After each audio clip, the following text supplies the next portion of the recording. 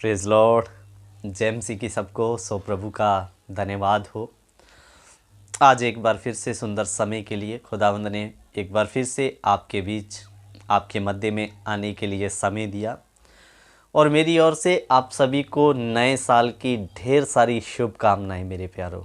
और हम आप सभी के लिए प्रार्थना करेंगे ये जो नया साल है प्रभु आप सब के लिए ये नया साल एक आशीष का कारण होने पाए प्रभु में, और आप निरंतर परमेश्वर के वचन और आत्मिक जीवन में आगे बढ़ते जाएं।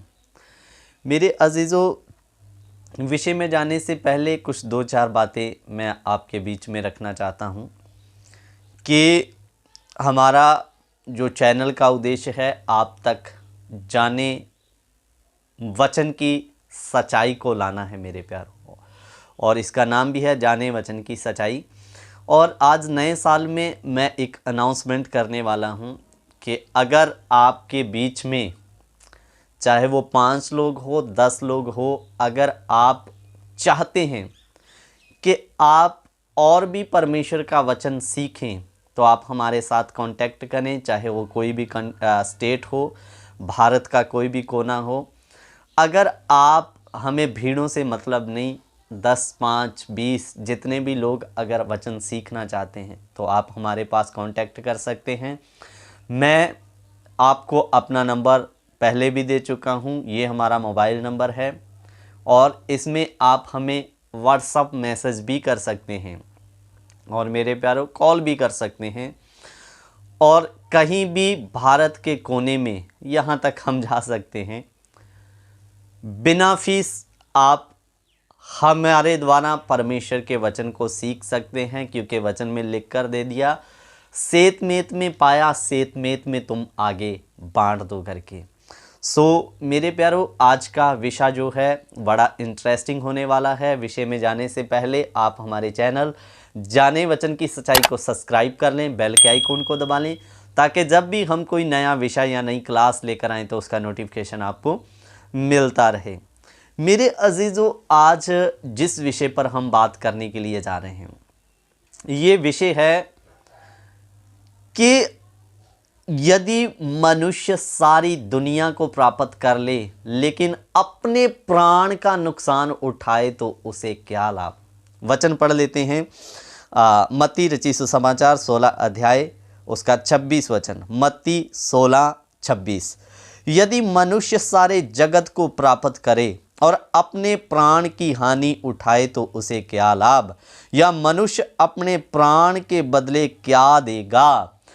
इधर में अच्छे और शुद्ध शब्दों में लिखकर दे दिया, यदि मनुष्य पूरी दुनिया को प्राप्त कर ले लेकिन आखिर अपने प्राण का नुकसान उठाए तो उसे क्या लाभ करके। मेरे अजीजों, मेरे प्यारों, बड़े ध्यान से सुनिए, और ख़ास करके अगर आप सेवक हो तो फिर तो और गंभीरता से इस वचन को सुन लें। मेरे अजीज़ों, आज हमें यीशु मिल जाए इसलिए दुनिया यीशु के पीछे 90% दुनिया जो है यीशु के पीछे इसलिए नहीं दौड़ रही, इसलिए दौड़ रही है कि हमें मसीह के द्वारा अच्छा बिजनेस मिल जाए, अच्छा कारोबार मिल जाए, अच्छे हम अमीर हो जाएं। मेरे प्यारों, मुझे एक बड़े दुख की बात लगी। कोई सेवक बोल रहा था कि मसीह ने आपको अच्छा जीवन अमीर होने के लिए बुलाया करके। मेरा माथा ठनका, मुझे बड़ा अजीब लगा कि यीशु मसीह जमीन आसमान का मालिक होकर सुबह में एक कारपेंटर के घर में आए मेरे प्यारों, और उसका उनके द्वारा कारपेंटर का काम प्रभु यीशु मसीह ने काफ़ी समय किया। मेरे अजीज़ों, अगर वो दुनिया को अमीर करने आते तो स्वयं एक राजा के महल में जन्म लेते, क्योंकि वो ज़मीन आसमान के मालिक है। इसलिए दुनिया को धोखे में ना डाले, उनको आप लालच उत्पन्न करके उनके अंदर, प्रभु आपको अमीर बना देगा, प्रभु ने आपको एक रॉयल फैमिली बनाने के लिए इस धरती पर आपको चुना है करके, इस बड़े धोखे में लोगों को मत डालें। मेरे अजीजों, आज बहुत सारे लोगों को लगता है, बहुत सारे सेवकों को लगता है भीड़ इकट्ठी करो, ज़्यादा पैसा कमाओ तो हमारे द्वारा परमेश्वर बड़े काम कर रहा है। भीड़ को देखकर उनको लगता है।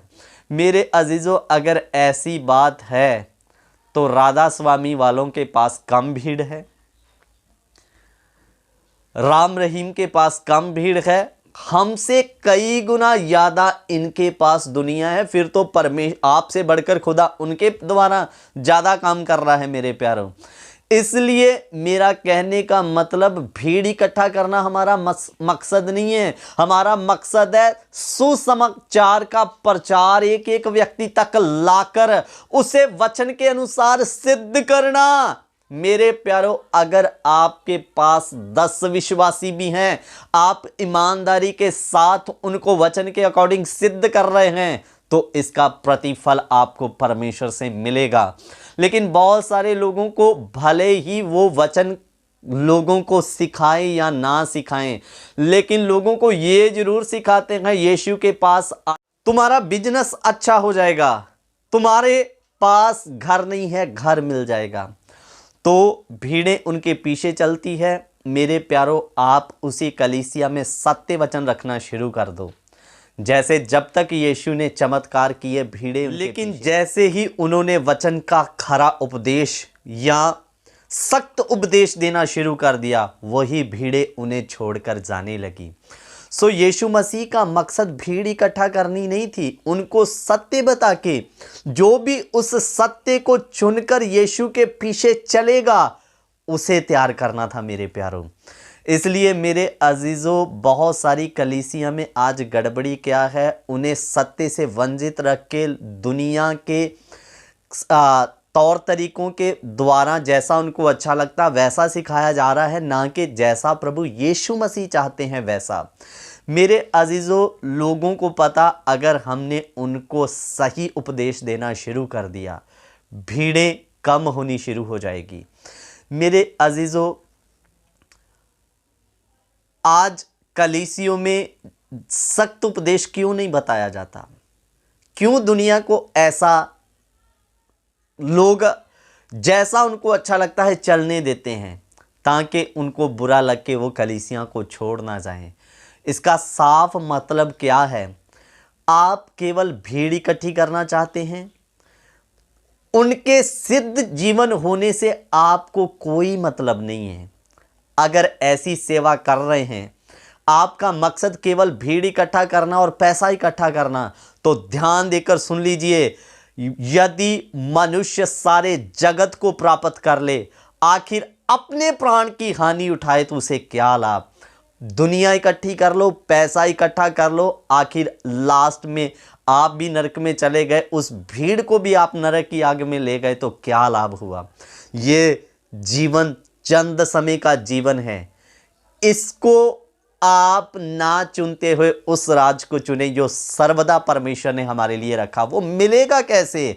वो मिलेगा इस सिद्ध उपदेश के अनुसार चलने के द्वारा और लोगों को भी यही उपदेश देने के द्वारा मेरे प्यारों।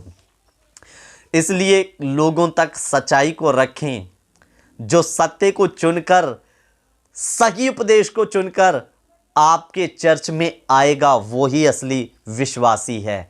मेरे प्यारों, जो सत्य को सुन के पीछे हट गया वो सही विश्वासी नहीं है। वो पौधा प्रभु की ओर से लगाया गया नहीं, वो आज भी उखाड़ा जाएगा और कल भी उखड़ जाएगा मेरे प्यारों। इसलिए वचन में यीशु ने कहा, जो पौधा मेरे स्वर्गीय पिता की ओर से नहीं लगाया गया वो उखाड़ दिया जाएगा करके। मेरे प्यारों, समझिए सच्चाई को। दुनिया से धन दौलत प्राप्त करने के पीछे अपनी ज़िंदगी को बर्बाद ना करें। लोगों को सही उपदेश बताएं। आज से अपनी कलीसिया में आप लोगों को सत्य उपदेश बताना शुरू करें। जो भी सत्य उपदेश सुनकर यीशु के पीछे निकलेगा वही खरा और सिद्ध विश्वासी बनेगा मेरे प्यारों। मैं आशा करता हूँ ये वचन आपको समझ आया होगा। दुनिया आप भले ही प्राप्त कर लो, आपके पास लाखों लोग हो सकते हैं, लेकिन अगर आपका जीवन वचन के अनुसार नहीं। आप जगत प्राप्त कर लो, प्राण की नुकसानी, आखिरकार नरक में चले गए तो क्या लाभ हुआ ये भीड़ इकट्ठी करने का। इसलिए उनको भी अच्छी बात है, आपके पास भीड़ है, लेकिन आप परमेश्वर का सही उपदेश उनको देना शुरू करें, और ताकि वो अपने आप को सिद्ध करके यीशु के पीछे चल सके। सो प्रभु इन वचनों के द्वारा आप सबको आशीष और बरकत दे। जय मसीह की सबको। God bless you.